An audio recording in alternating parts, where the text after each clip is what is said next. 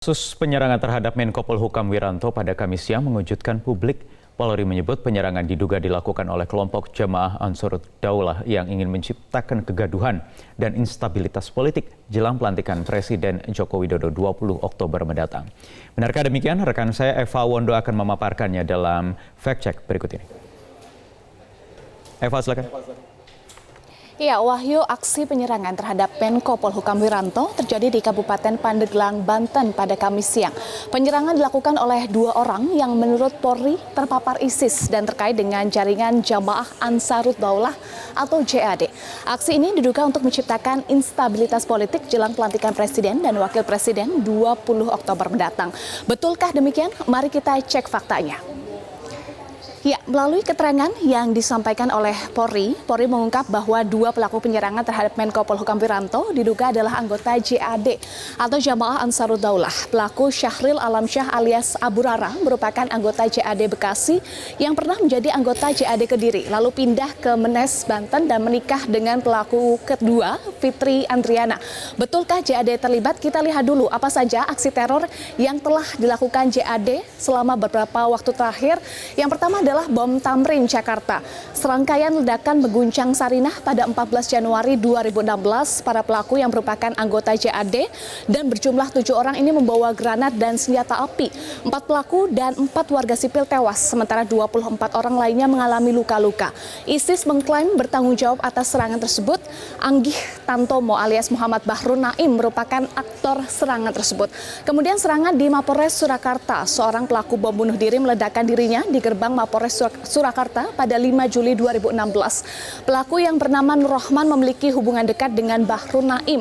Lalu bom molotov di Samarinda. Serangan bom molotov di gereja Oikumene Sengkotek Samarinda pada 13 November 2016. Pelaku yang bernama Juhanda ini merupakan anggota JAD Kalimantan Timur dan pernah dipenjara terkait teror bom buku tahun 2011 di Tangerang.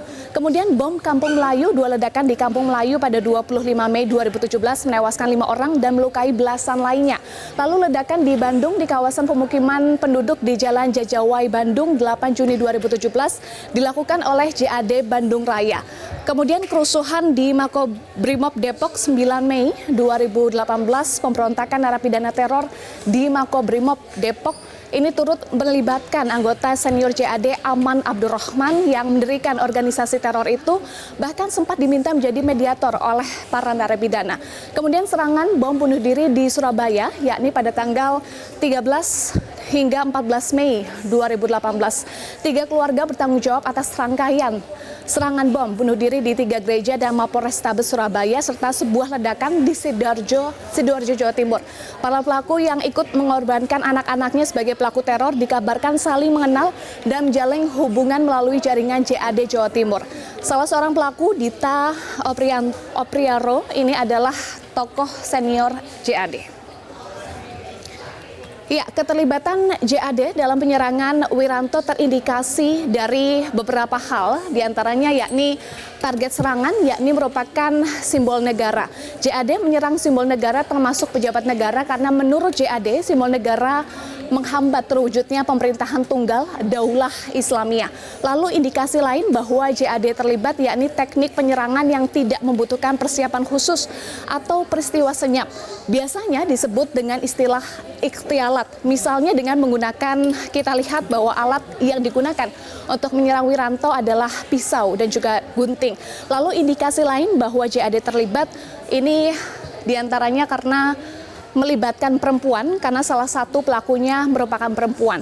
JAD adalah pecahan Jamaah Islamiyah atau JI yang terafiliasi dengan ISIS dan dipimpin oleh Al-Baghdadi.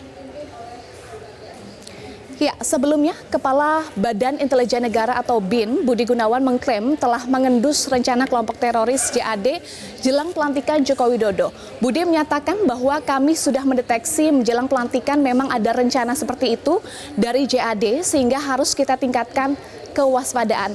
Namun, kata Budi Gunawan, ini aparat kesulitan melacak kepastian rencana aksi karena JAD bergerak dalam bentuk sel-sel kecil. Tapi pertanyaan kita adalah kesulitan atau kecolongan nih, Pak?